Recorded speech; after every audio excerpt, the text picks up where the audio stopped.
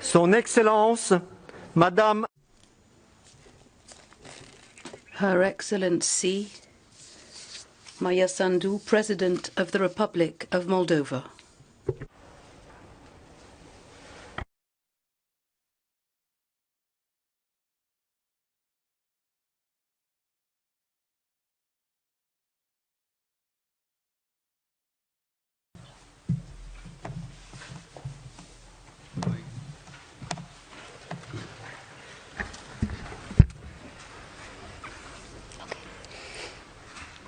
The colleagues, all here physically present in the hemicycle and on your screens remotely, Madam Secretary General, colleagues, ambassadors, permit me to welcome Her Excellency the President of Moldova, Madam Sandu. Welcome to our Assembly Chamber. We are very honored to have you among us in what we tend to call Europe's House of Democracy.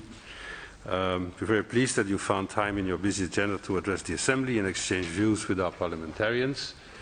As you know, we have a little bit of a small rule that please allow our colleagues in the hemicycle and remotely to be able to put some questions to you. We've got 1 full hour, so if we could distribute a little bit the time.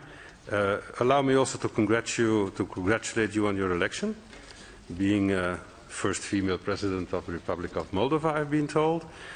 Which is a very welcome development as regards that more women leaders and a more balanced representation of women in politics in our member states, so I'm quite keen on that. I also would like to commend you on the priorities of your mandate, the fight against corruption, the promotion of transparency in elections, reform of the justice sector, all very important issues for the functioning of democratic societies.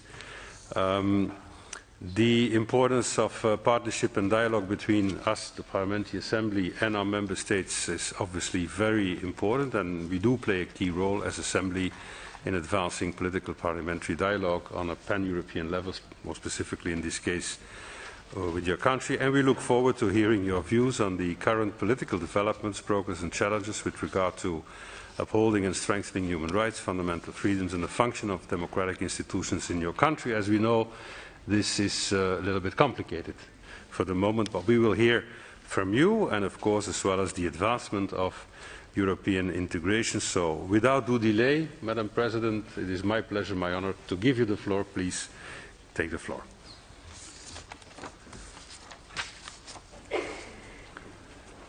Dear Mr. President, dear Ms. Secretary General of the Council of Europe, dear Mr. Dear Ms. Secretary General of PACE, dear Mr. Deputy Secretary General, dear members of the Parliamentary Assembly, Excellencies. Thank you for the invitation to address you here today at Palais de l'Europe. I'm grateful for the opportunity to meet you in person, and I also warmly greet the audience and the Parliamentary Assembly's delegates who have joined online. I stand here today to acknowledge the role of the Council of Europe in establishing and upholding the values and standards that define European nations today, in promoting democratic consolidation, stability, and providing a place for a dialogue on the continent. Moldova is a small European nation of kind and hard-working people who will celebrate 30 years of independence this August. It's a country which has all the ingredients for success. I'm honored to be elected the President of this country. In truth, recent presidential elections united Moldovans of all ethnicities around a core demand for an accountable, responsive government which will pursue national, not personal, interests. This shared goal created an unprecedented wave of unity and purpose, and this is my key message today. The will to reform the country comes from the Moldovan people. Moldovans of different ages, of different political preferences, came together as one nation to demand far-reaching internal transformations, including a serious fight against corruption, justice sector reforms, and a clean government which works for the people. And I have this message to all Moldovans. I will do what you have told me to do. You generated the momentum for reforms, and it must now be sustained by real actions. Words and promises, nice documents of which the Moldovans have had so many, will not be enough. 30 years ago, Moldova chose the path of building its own democracy. We adopted a constitution, voted laws, and established institutions inspired from the best European and international practices. We did many things right, but a lot remained on paper. Despite prolonged reforms, despite increasingly sophisticated legislation, many of our institutions remain vulnerable to undue influence and are prone to abuse. State institutions today are often unable to deliver quality public services. The economy suffers from monopolies.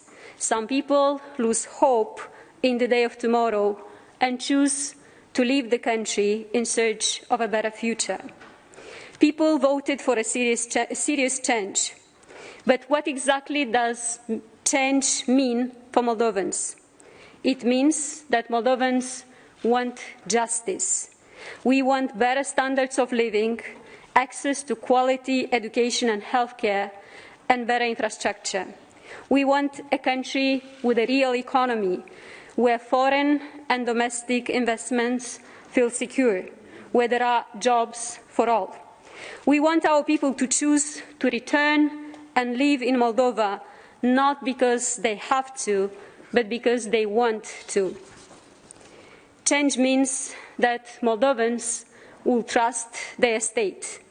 People's vision for a better future is built on several key elements: genuine fight against corruption, functioning laws, an accountable and independent judiciary, a good business climate, a better environment, developed infrastructure, and good education and healthcare systems. These are my strategic priorities. The first priority is to put an end to pervasive corruption. Corruption arrests democracy, erodes the public sector and state-owned enterprises.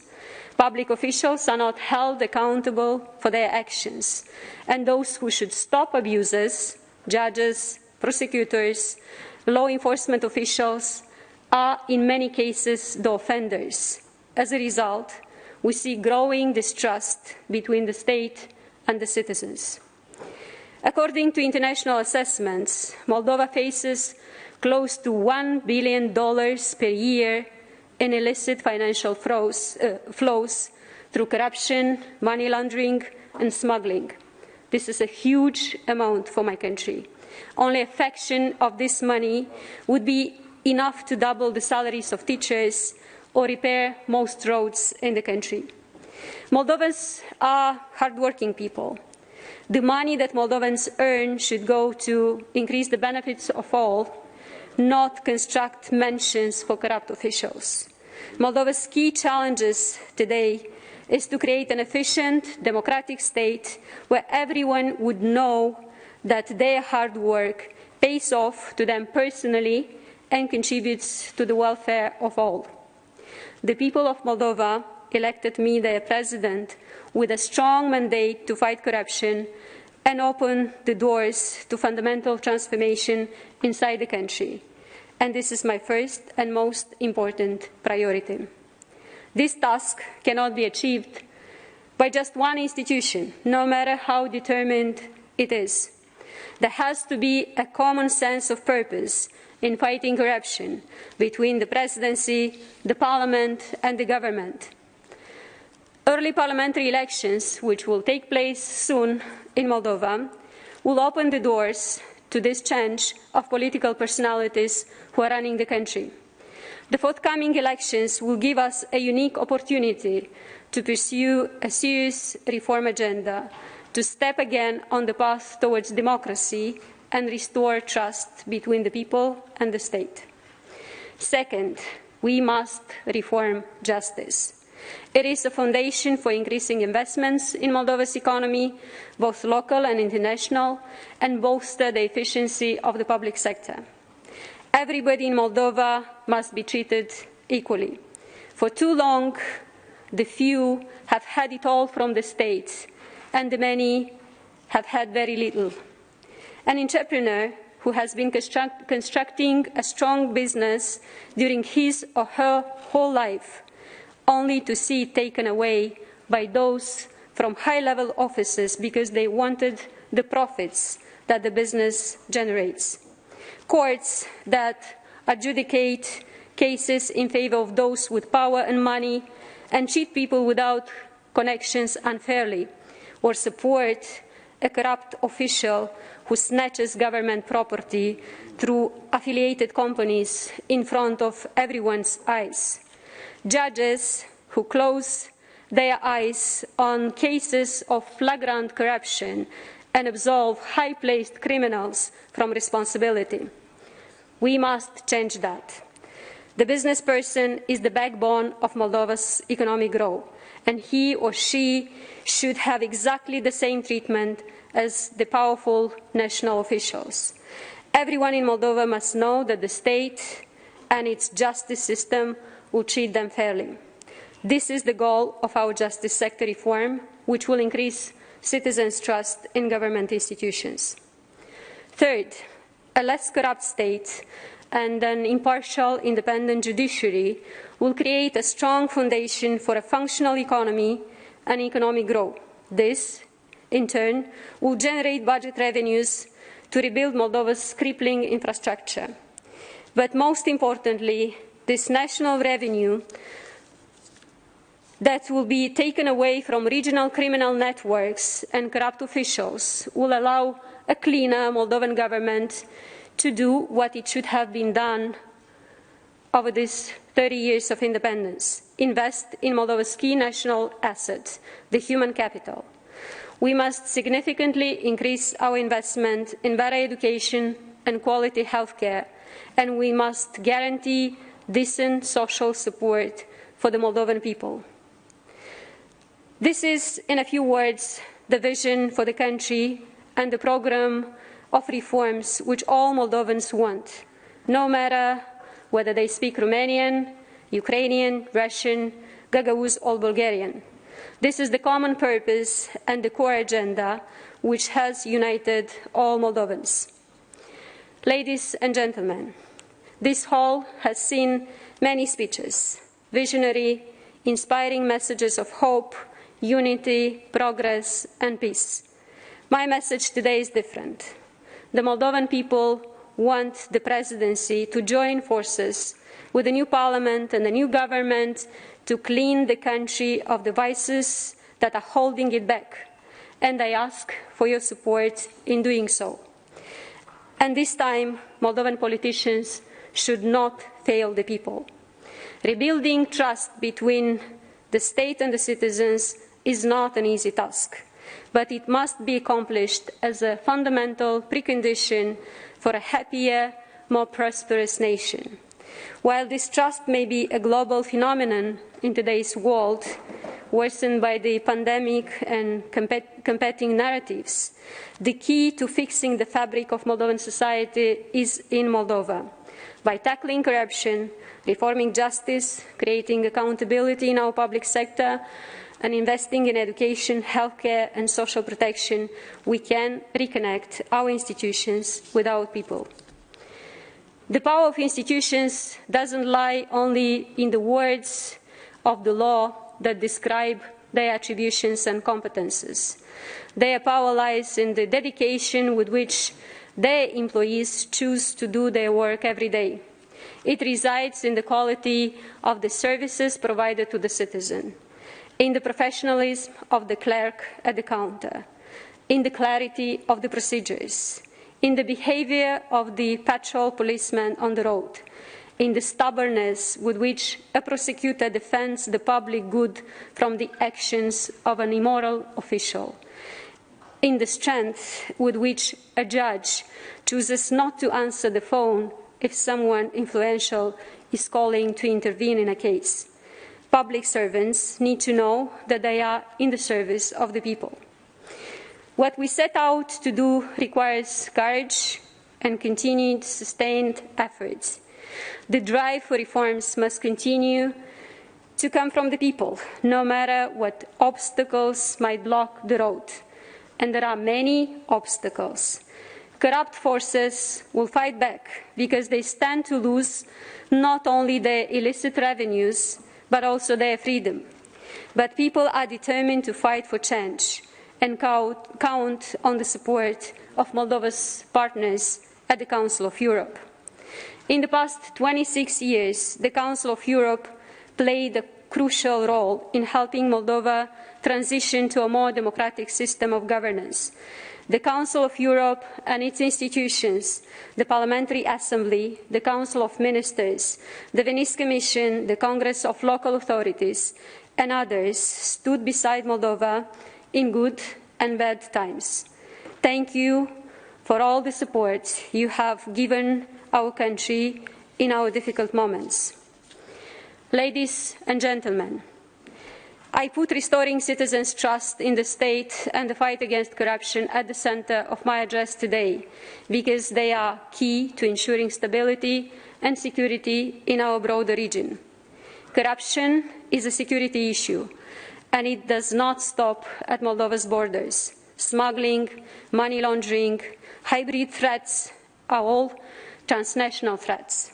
We see that many countries in Eastern Europe are also struggling with weak rule of law and weak institutions. This increases our collective insecurity in the region. I understand that there is fatigue in Europe of a prolonged democratic transformation. People in my country are also tired of hearing about never-ending reforms and failed attempts at better life for all. Genuine transformations require a strong political will, and this political will to reform is present in Moldova today.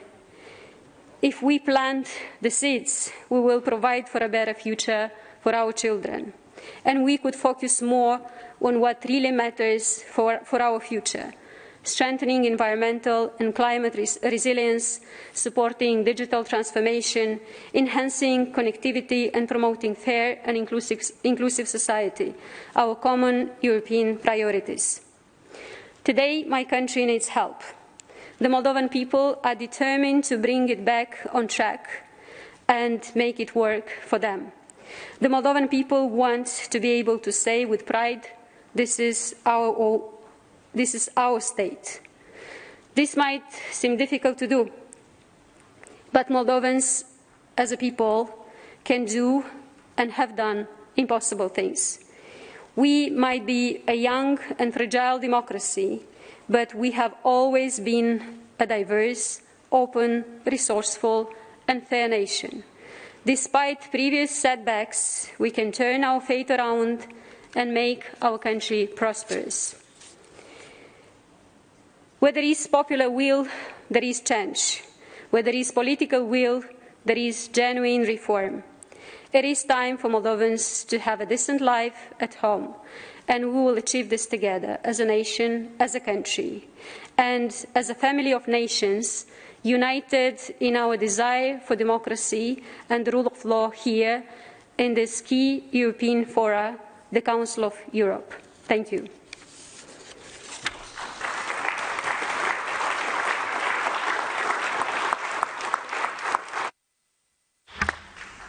Thank you, Madam President. We have 35 minutes and even more for questions. Thank you for that, because, of course, all of our members are very eager to have some questions to you. In order of procedure, just for everyone to know, we will take 5 questions at a time, after which, Madam President, you have the occasion of answering. The more concise, obviously, the questions and the answers are, the more colleagues we can have on board in order to put these questions to you. We normally start with the representatives of the political groups. These are 5. After these 5, Madam President, you will have the floor to answer, and then we go further, overtaking 5 by 5. So it's one by one by the group leaders. Okay, so we'll do that.